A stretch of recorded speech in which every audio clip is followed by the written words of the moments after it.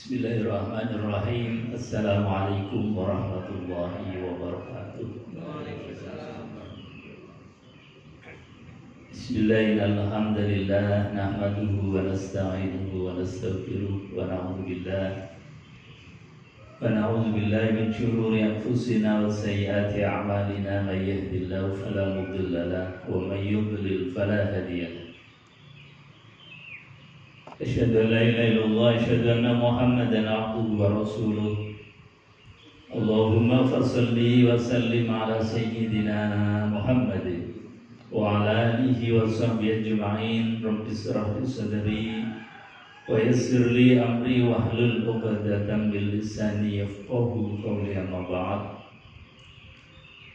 Qala Allah Ta'ala fi kitabil karim wa huwa asdaqul qailin. A'udzu billahi samil alim minasyaitonir rajim. Bismillahirrahmanirrahim. Ya ayyuhalladzina amanu taqullaha haqqa tuqatih wa la tamutunna illa wa antum muslimun. Shadaqallahul azim wa sadaqa rasuluhul karim wa nahnu ala dzalika minasyahidin walhamdulillahi rabbil alamin. Hadirin Bapak Ibu jamaah salat subuh Masjid As-Salam yang dimuliakan Allah Subhanahu wa taala. Alhamdulillah, pagi hari ini kembali kita ditakdir oleh Allah Subhanahu wa taala, dipilih oleh Allah untuk bisa hadir ruku dan sujud di hadapan Allah, di rumah Allah. Mudah-mudahan ruku dan sujud ibadah kita diterima oleh Allah. Amin ya rabbal alamin. Kedua kalinya salawat dan salam kita haturkan kehadiran baginda Nabi besar Muhammad sallallahu alaihi wasallam, uswah teladan yang dengan kita meniru, mencontoh, ittiba kepada beliau. Insyaallah kalau lisan kita meniru lisannya Rasulullah, mata kita meniru matanya Rasulullah, insyaallah akan menjadi mulia dalam pandangan manusia, lebih-lebih mulia dalam pandangan Allah Subhanahu wa taala. Maka sekali lagi mari kita kenal beliau, kita tiru beliau, kita baca Al-Qur'an karena khuluquhul Qur'an, akhlaknya Rasulullah ya Al-Qur'anul Karim. Bapak Ibu hadirin jemaah yang dimuliakan Allah, karenanya pagi hari ini kita mengkaji Al-Qur'anul Karim. Kita sudah sampai kepada surat Al-Baqarah. Sekarang ayat 213. Di ayat ini Allah Subhanahu wa taala mengingatkan kepada kita sejatinya manusia itu dulu diciptakan oleh Allah itu dalam entitas yang satu. Jadi kata Allah Subhanahu wa taala, kanan nasu ummatan wahidah. Kanan nas, dan adalah manusia itu adalah ummatan wahidah. Dulunya itu umat yang satu. Jadi menjadi anak cucunya Adam. Dari entitas yang satu ini kemudian karena berbagai macam hal, dari mulai konflik awal anaknya Nabiullah Adam alaihissalatu wassalam, Qabil dan Habil, itu rebutan pasangan,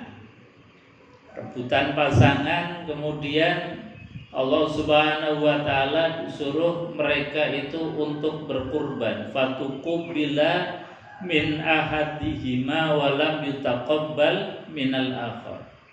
Jadi mereka diperintahkan oleh Allah untuk berkurban. Jadi kurban ini ya termasuk ibadah yang sejak zaman dulu.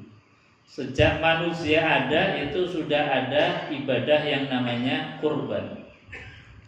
Fatuqubila min ahadihima, dan diterima salah satu kurban di antara keduanya. Fatuqubila min ahadihima walam yutaqabbal minal akhar, dan yang lain itu enggak diterima. Jadi dalam faktanya kita dalam ibadah itu ya ada yang diterima, ada yang tidak.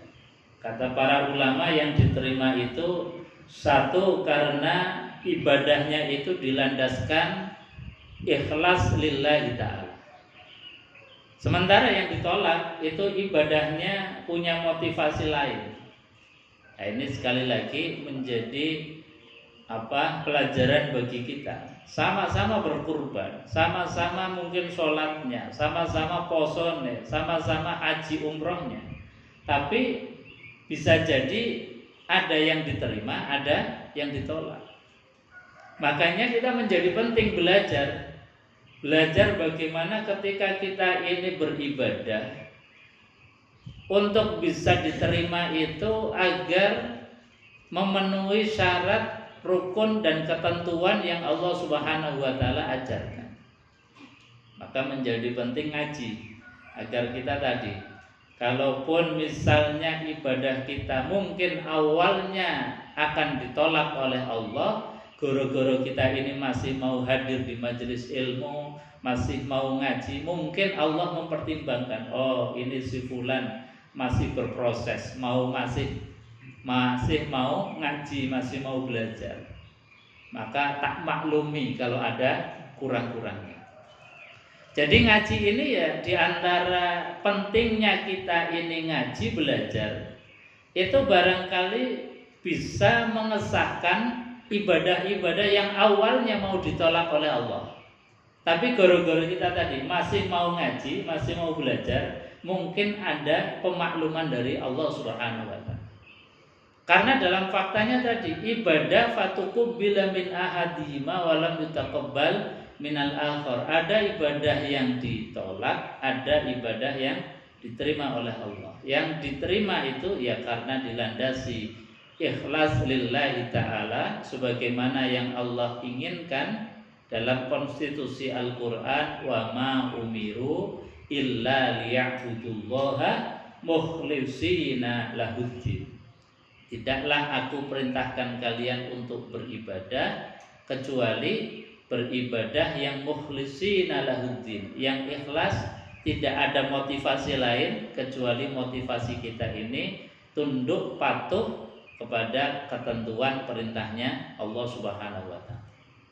Jadi kita dalam ibadah podo-podo ibadah, podo-podo salat, podo poso, podo sedekah jariyahnya, sama kurbannya, tapi beda-beda. Mungkin kita ini diterima, mungkin ada yang lain ditolak, atau kita ditolak, yang lain diterima. Makanya harapannya kita kalau di dalam syariat itu, kita dalam ibadah itu khaufan wa tama', selalu harus dilambari dengan dua sifat ini, khaufan wa tama'. Khauf itu ada rasa khawatir, takut, ya Allah jangan-jangan ibadahku gak terima, jangan-jangan ibadahku ditolak. Kemudian apa? Karena ada kesadaran khauf, rasa khawatir, takut, selalu memperbaiki diri. Tapi kalau orang itu nggak punya rasa khauf, rasa khawatir, rasa takut, itu koyo-koyone ibadah yang penting sholat diterima oleh Allah. Padahal tadi kalau kita ini nggak sesuai dengan syarat dan rukunnya, khawatir kita ada kurang-kurangnya, ada sesuatu yang tidak sesuai dengan SOP dan harapan Allah Subhanahu wa taala. Itu yang pertama. Jadi diterimanya amal ibadah itu ikhlas lillahi ta'ala. Yang kedua, kenapa dalam ibadah kurbannya anaknya Nabiullah Adam alaihissalatu wassalam ada yang diterima, ada yang ditolak? Yang diterima itu karena kurbannya itu selain daripada ikhlas, dia berkurban dengan kurban yang terbaik, kurban yang istimewa. Artinya kita di dalam ibadah itu ya sesuai dengan syarat dan rukunnya. Syaratnya kita penuhi, rukun-rukunnya juga kita penuhi. Nah, ini di antara tadi syarat diterimanya ibadah kita oleh Allah Subhanahu wa taala. Maka ketika ada yang diterima, ada yang ditolak, muncullah kemudian sifat dasar manusia, yaitu penyakit hati. Ada rasa iri, ada rasa cemburu, kemudian iri yang terus-menerus tidak diobati. Iri, cemburu yang kemudian dibiarkan menjadi penyakit yang lebih akut lagi, yang lebih parah lagi, yaitu apa? Penyakit hasud. Nah, ini yang menjadikan mereka itu kemudian akhirnya paten pinaten, saling bunuh membunuh. Makanya dari umat yang satu, Allah Subhanahu wa taala kemudian jadikan berbagai macam umat yang berbeda-beda. Dan memang manusia itu punya potensi itu. Karena apa? Karena potensi dasarnya manusia, sifat bawaan bayinya manusia itu yufsidu fiha wa yasfikud dima. Manusia itu memang didesain oleh Allah Subhanahu wa taala punya karakter dasar yufsidu fiha, senangnya merusak, yufsidu fiha wa yasfikud dima. Jadi senangnya merusak dan juga senangnya safkud dima, menumpahkan darah. Itu sudah karakter manusia yang ketika Allah ingin menjadikan manusia sebagai khalifatullah fil ard, ini dipertanyakan oleh malaikat.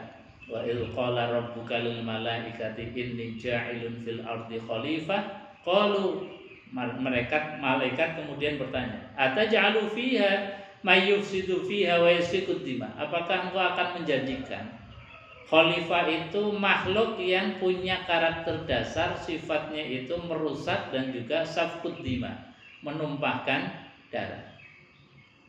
Nah, ini makanya kemudian Allah Subhanahu wa taala menurunkan para nabi dan para rasul untuk membimbing kita, karena memang manusia punya karakter itu. Dan juga manusia itu diberikan modal oleh Allah. Modalnya apa? Fa'alhamaha fujuraha wa taqwaha. Kami ilhamkan, kami berikan modal kepada manusia. Apa modal yang Allah berikan kepada kita manusia? Fujuraha wa taqwaha. Sifat fujur, sifat jelek.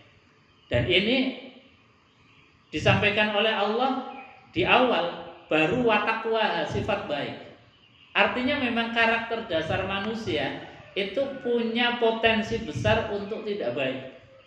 Ya, untuk hasud, untuk merusak, untuk saling menumpahkan darah. Makanya ini butuh bimbingan, butuh aturan, dan butuh guide para nabi dan para rasul. Makanya Allah Subhanahu wa taala sampaikan, dulu kita ini dalam kondisi menjadi umat yang satu setelah berbagai macam konflik, baik konflik yang intern maupun konflik yang ekstern. Faba'atsallahu nabiyyin, maka kemudian Allah mengutus para nabi, mubasyirina wa munzirin. Di antara tugasnya para nabi, para rasul itu adalah mubasyirina wa munzirin. Satu, memberikan kabar gembira. Kabar gembiranya apa? Kabar gembiranya in ahsantum ahsantum li anfusikum. Kalau kalian berbuat baik, ya kebaikannya itu akan kembali kepada dirimu sendiri. Kalau kalian itu berbuat baik, beribadah kepada Allah, maka Allah berikan pahala ganti atas kebaikanmu itu, yaitu surganya Allah. Bahkan memberikan kabar gembira lagi, ada reward yang paling tinggi melebihi daripada nikmatnya surga, yaitu apa? Wujuhu yauma idzin nazirah ila rabbiha nazirah. Puncak daripada kenikmatan tertinggi adalah dijumpakan dengan Allah Subhanahu wa taala. Ini namanya mubasyirin. Jadi kabar gembira. Wong sing apik ya pasti akan ngunduh keapiane. Orang yang jelek juga pasti akan mendapatkan akibat daripada kejelekannya. Jadi mubasyirina wa munzirin, memberikan kabar gembira dan juga memberikan peringatan, rambu-rambu, kamu jangan gini. Karena kalau begini efeknya, dampaknya, ujungnya pasti akan menuju kepada nerakanya Allah. Nah, ini mubasyirina wa munzirin. Jadi sekali lagi bahwasanya ketika sudah terjadi konflik atas bawaan manusia, yang manusia itu memang tadi punya potensi dasar yang memang diberikan bekal sifat yang tidak baik dan juga sifat baik. Ini sudah semua manusia, kecuali Nabi dan Rasul yang kemudian disterilkan dengan sifat maksum. Tapi selain Nabi, selain Rasul, semuanya punya potensi sama. Meskipun itu ustadz, kiai, ulama, semuanya punya potensi sama. Yaitu apa? Ada sifat fujurnya. Makanya di dalam mengelola dua sifat ini, kalau kita ini tidak dibimbing, dinasihati Quran, itu pasti losdol. Jadi kalau kita ini nggak dibimbing, nggak dinasihati Quran, pasti kita ini akan tergelincir. Makan yang nggak mikir ini halal, ini haram. Golek kerja, golek duit ya nggak mikir ini boleh atau enggak, ini zalim atau ini yang dibolehkan oleh Allah. Tapi kalau orang ini dipandu oleh Quran, itu ada rasa khaufa wa tama'a tadi. Ada rasa khawatir, ya Allah, kalau saya makan ini khawatir nanti kemudian Allah murka. Kalau saya ngambil yang tidak haknya, khawatir nanti balik kepada diriku sendiri, balik kepada keluargaku, balik kepada nanti akhiratku itu bagaimana. Jadi ada rasa khawatir, kemudian dia ini akhirnya jadi waspada, jadi hati-hati. Karena apa? Karena ada Quran yang mengingatkan. Makanya kata Rasulullah SAW, orang yang dalam hubungannya dengan Quran itu pasti akan ada panduan, pasti akan ada guide dari Allah Subhanahu wa Ta'ala. Makanya bahasanya Rasulullah SAW, orang yang dalam kaitan hubungan dengan Quran itu ya tak tahu. Ya tak tahu itu ya kalau dalam kebahasaan itu bacanya masih terbata-bata. Atau ya tak tahu dalam hal kebiasaan. Kita mungkin kadang-kadang buka Quran, ya kadang-kadang sok-sok lali barang. Kadang-kadang kita buka Quran itu ya pas lagi slow saja. Itu namanya ya tak tahu, ya kadang-kadang aja. Itu saja diapresiasi oleh Allah Subhanahu wa Ta'ala, ajroni, mendapatkan 2 pahala. Mendapatkan 2 pahala.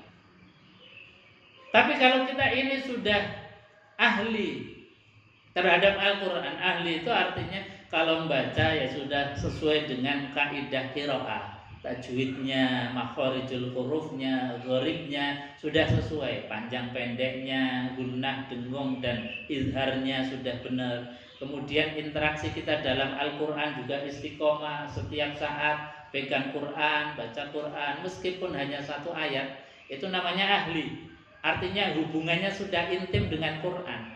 Kata Allah Subhanahu wa Ta'ala, orang yang kaitannya dengan Quran itu sudah dekat, sudah qorib, sudah sahih, itu kata Rasulullah Shallallahu Alaihi Wasallam, ma'a kiramil barurah, maka kita akan diberikan oleh Allah guide, bodyguard, yaitu malaikat kiramil barurah. Yang malaikat itu kemudian diantara tugasnya adalah menghembus-hembuskan kita ketika kita lagi nggak semangat. Kita dihembuskan dengan semangat. Ketika kita ini lagi dalam keadaan lalai, diingatkan. Dalam keadaan maksiat, dihembuskan sifat malu, sifat khawatir, sifat khauf tadi.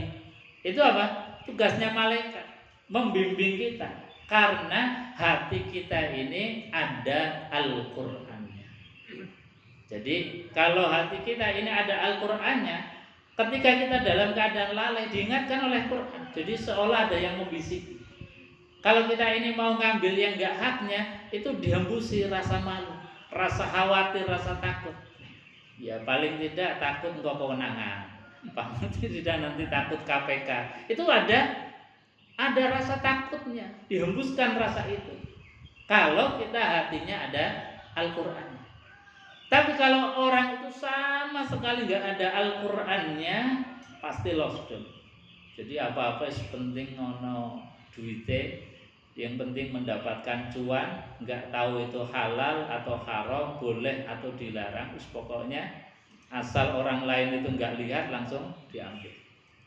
Makanya sekali lagi ketika kita ini sudah kemudian menjadi banyak seperti ini, Allah mengutus faba'asallahu nabiyyina mubasyirina wa munzirin. Allah mengutus para nabi dan para rasul, di antara tugasnya adalah mubasyir, menjadi orang yang membawa kabar gembira, wa munzirin, dan juga memberikan peringatan-peringatan, sehingga kita ini menjadi hati-hati. Oh, mau makan ya hati-hati, mau ngendikan, mau ngomong juga hati-hati, kira-kira omonganku ini nyakiti orang enggak ya? Karena khawatir kalau kita ini ngomongnya nyakiti hati, jangan-jangan nanti suatu saat akan dibalas oleh Allah, kita akan disakiti oleh lisannya orang lain. Itu sudah kepastian hukum. Makanya ketika ini sudah menjadi kepastian hukum tadi, kita menjadi hati-hati. Wa anzala ma'ahumul kitaba bil haqqi liyahkuma bainan nas wa anzala ma'ahum, dan juga Allah Subhanahu wa taala menurunkan ma'ahum, bersama mereka, Alkitab, yaitu kitab yang diturunkan oleh Allah sebagai guide untuk membimbing kita. Dari mulai dulu ada Zabur, Taurat, dan Injil, kemudian disempurnakan dengan Al-Quranul Hakim. Bil haqqi, dengan benar, liyahkuma bainan nas, agar Allah Subhanahu wa taala itu memberikan penghakiman, menghukumi bainan nas, di antara manusia itu, fi makhtalafu fi, apa yang mereka perselisihkan. Jadi dengan Quran ini kita dipandu oleh Allah bagaimana menyelesaikan konflik-konflik hidup ini. Dipandu dengan Quran, dengan hukum-hukumnya Al-Quranul Karim. Dengan cara apa? Menyelesaikan konflik-konflik dalam panduan Quran itu, satu, wasyawirhum fil amr. Kalau ada problem, kalau ada masalah, dimusyawarahkan dulu. Jadi musyawarah ini adalah bentuk problem solving yang Allah tawarkan dalam menyelesaikan problem apapun. Jadi jangan kemudian apa-apa diselesaikan di meja hijau. Karena kalau sesuatu diselesaikan di meja hijau, itu hubungannya ya pasti nanti akan retak. Maka selesaikan dulu di meja makan dengan musyawarah, dengan ngobrol bareng. Misalnya konflik dalam keluarga, ya jangan kemudian langsung ujuk-ujuk minta pengadilan. Ya musyawarah dulu, apa yang menjadi problemnya, apa yang menjadi masalahnya, dimusyawarahkan dulu, ngobrol dulu dengan baik. Ini solusi yang Allah berikan.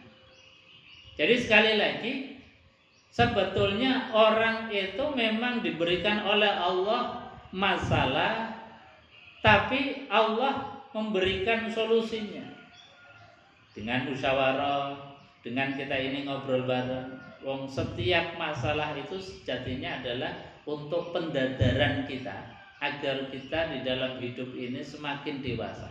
Misalnya tadi dalam konflik keluarga, Allah juga memberikan satu gambaran bahwasanya ketika wa in karihtumuhunna fa'asa an takrahu syai'an wa yaj'alallahu fihi khairan katsira. Jadi logika berpikir, logika ilahiyah, logika Quran itu mengatakan bahwa kalau lagi ada problem dalam keluarga, konflik, mungkin suami istri sudah mulai diem-dieman, salah paham, nggak sekamar lagi, nggak satu ranjang lagi, misalnya ada konflik.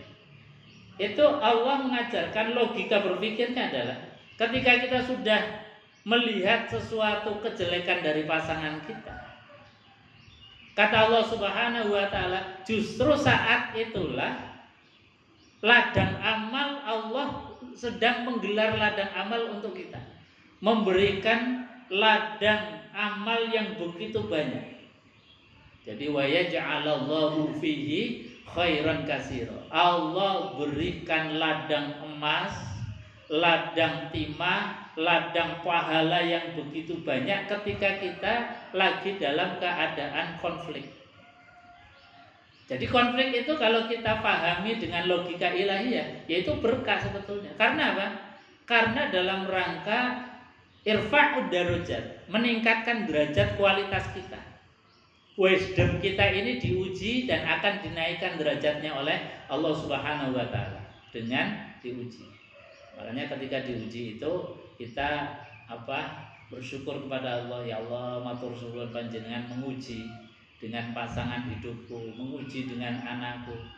Karena dengan ujian ini insya Allah aku akan dinaikkan derajatnya oleh Allah Subhanahu wa taala.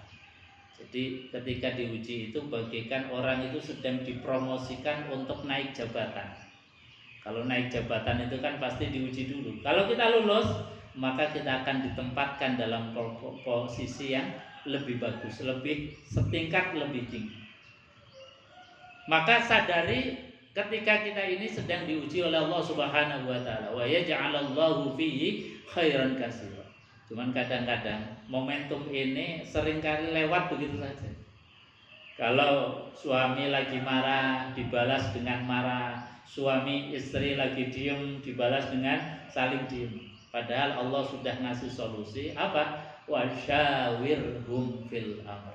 Bermusyawarahlah, karena hasil daripada musyawarah itu pasti sesuatu yang paling baik untuk keduanya. Ini solusi dari Al-Quranul Karim membimbing kita.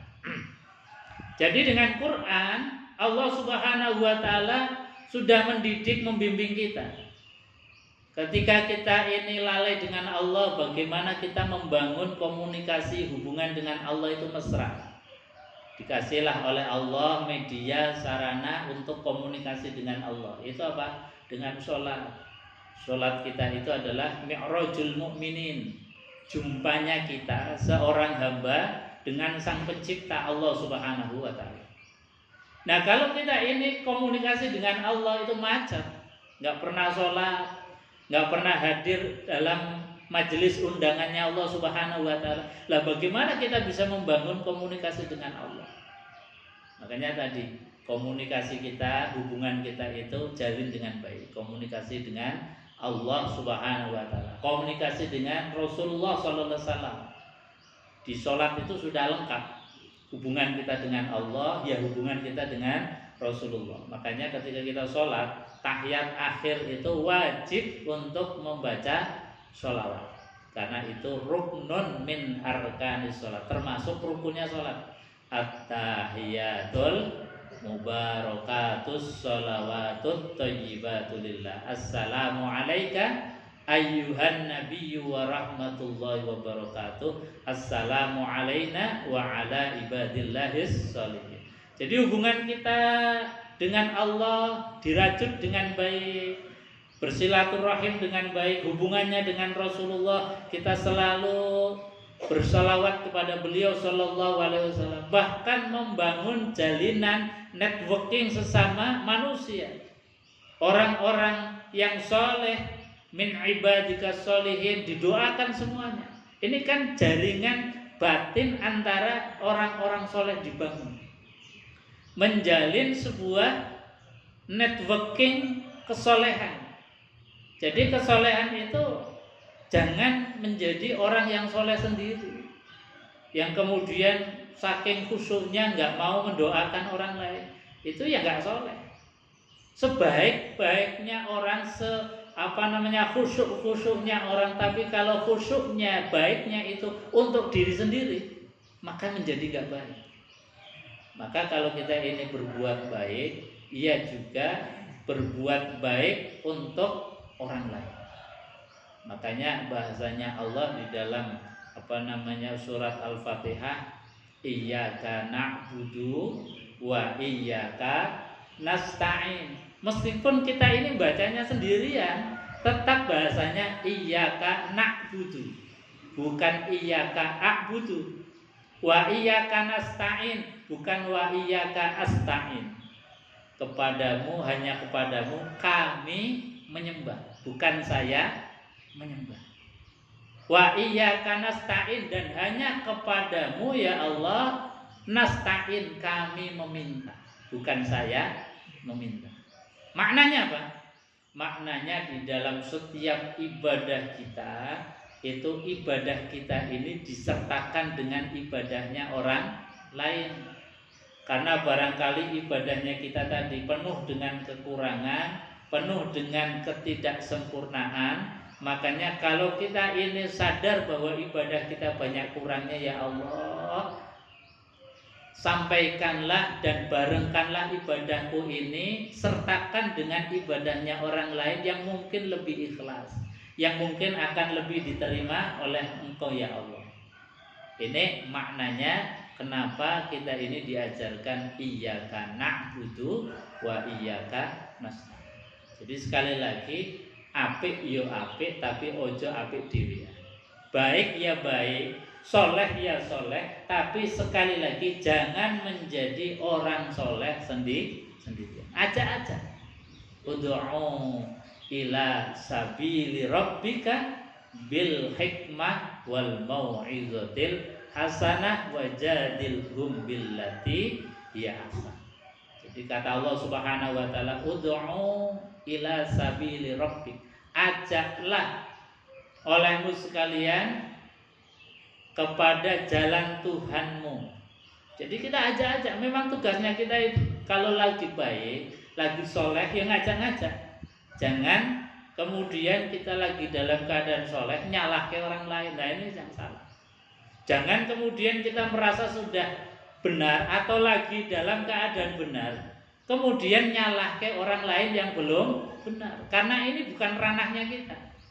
Salah menyalahkan itu bukan ranahnya kita, itu ranahnya Allah. Tugasnya kita adalah ud'u ila sabili rabbika bil hikmah wal mau'izatil hasanah. Ajak kepada jalan Tuhan. Ngajaknya pun Allah ngasih panduan caranya. Jangan sekedar ngajak. Kadang-kadang ada orang ngajak sih ngajak, tapi caranya yang enggak elegan, caranya enggak benar. Makanya Allah kasih tips cara bagaimana ngajak yang benar. Ngajak yang benar itu apa? Kata Allah, satu bil hikmah, dengan hikmah, dengan kebijaksanaan. Bil ilmi, dengan ilmu. Bil hikmah itu corone kalau kita mancing ngail itu dapat ikannya tapi airnya enggak keruh. Itu namanya hikmah. Dan sudah banyak dicontohkan oleh guru-guru kita, para ulama kita dulu. Misalnya Wali Songo di dalam ngajak orang Nusantara itu dapat ikannya tapi enggak keruh.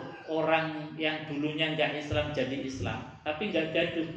Tidak sampai dengan safkud dima, tidak sampai dengan mengangkat senjata. Tapi orang Nusantara tahu-tahu sudah Islam. Karena apa? Dengan hikmah, pendekatan yang luar biasa. Ini bil hikmah. Jadi sekali lagi, bil hikmah itu terus menerus istiqomah ngajak dengan tanpa ngasorke, dengan tanpa merendahkan. Tahu-tahu mereka itu sudah ngikut kita. Itu sekali lagi namanya bil hikmah. Contoh hikmah misalnya, itu dulu cucunya Rasulullah SAW, Hasan dan Husain, melihat ada orang Badui. Orang Badui itu wudunya salah, tidak sesuai dengan yang diajarkan oleh Rasulullah SAW.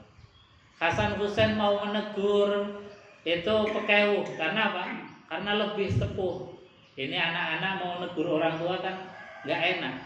Nanti dikira minteri, nanti nggak enak sama yang diajari. Maka Hasan dan Husain ini kemudian rembukan, kamu gini aja deh, kamu wudunya salah, nanti tak benerkan. Wudunya di samping bapak tadi yang wudunya itu nggak benar. Akhirnya apa? Wudunya adik ini kemudian dituntun oleh kakaknya. Wudunya yang pertama membasuh tangan dulu, kemudian berkumur, kemudian membasuh muka sempurna, kemudian membasuh tangan sampai siku, kemudian mengusap kepala, kemudian membasuh kaki. Orang Badui tadi yang tadi wudunya nggak benar, itu melihat, oh ternyata wuduku itu salah. Wudu yang benar seperti ini. Jadi ngajarkan orang tua, ngajarkan orang lain itu bil hikmah, dengan baik, yang diajarkan tidak merasa kemudian digurui, tidak merasa direndahkan. Maka ini menjadi seni kita di dalam berdakwah. Ud'u ila sabili rabbika bil hikmah wal mau'izatil hasanah. Jadi cara di dalam kita ngajar itu satu dengan hikmah kebijaksanaan, wal mau'izatil hasanah atau dengan nasihat yang baik. Nasihat yang baik. Baru terakhir, kalau diperlukan itu diskusi, dialog, debat, wajadilhum billati hiya ahsan. Kalaupun dibutuhkan debat, dibutuhkan bantah membantah, boleh, tapi wajadilhum billati hiya ahsan, dengan cara yang baik, dengan cara yang elegan, dengan ilmu, data dan fakta yang baik. Jadi sekali lagi ngajak juga harus dengan ilmu, dengan cara yang dicontohkan oleh Al-Quran, yang dicontohkan oleh baginda Rasulullah Sallallahu Alaihi Wasallam. Hadirin jamaah yang dimuliakan Allah Subhanahu Wa Taala. Wa ma ikhtalafa fihi illal ladzina utuhu min ba'di ma ja'atuhumul bayyinatu baghyan bainahum fa hadallahu alladzina amanu lima ikhtalafu fihi minal haqqi bi'idznihi. Jadi Allah Subhanahu Wa Taala pasti kalau kita ini bermusyawarah dalam segala problem hidup kita, itu pasti fahadallahu alladzina amanu. Allah akan memberikan petunjuk, akan memberikan solusi, jalan keluar terbaik, win-win solution di antara kita yang sedang berpolemik. Wallahu yahdi may yasha ila shiratim mustaqim. Dan akhir ayat ini Allah tutup dengan kalimat yang luar biasa. Wallahu yahdi may yasha. Dan Allah akan memberikan hidayah kepada siapa saja. Ila shiratil mustaqim, kepada jalan yang benar, jalan yang lurus, aidinil Islam, yaitu agama Islam. Makanya sekali lagi, mari kita jangan jauh-jauh dari Allah, jangan jauh-jauh dari Al-Quran. Mungkin kita sebagai manusia pernah khilaf, pernah dosa, yang namanya manusia, itu sudah memang sunnatullahnya begitu. Kita sebagai manusia pernah bermaksiat, barangkali juga itu menjadi sunnatullahnya. Tapi kita diberikan oleh Allah jalan keluar, tubu ilallahi taubatan nasuha. Atas segala dosa masih ada jalan keluarnya, kita taubat. Kita beristighfar, minta ampun kepada Allah Subhanahu wa Ta'ala. Jemaah yang dimuliakan Allah, saya kira itu untuk kajian pagi hari ini. Mungkin sebelum ditutup ada yang mau ditambahkan atau ditanyakan, monggo silakan kalau ada.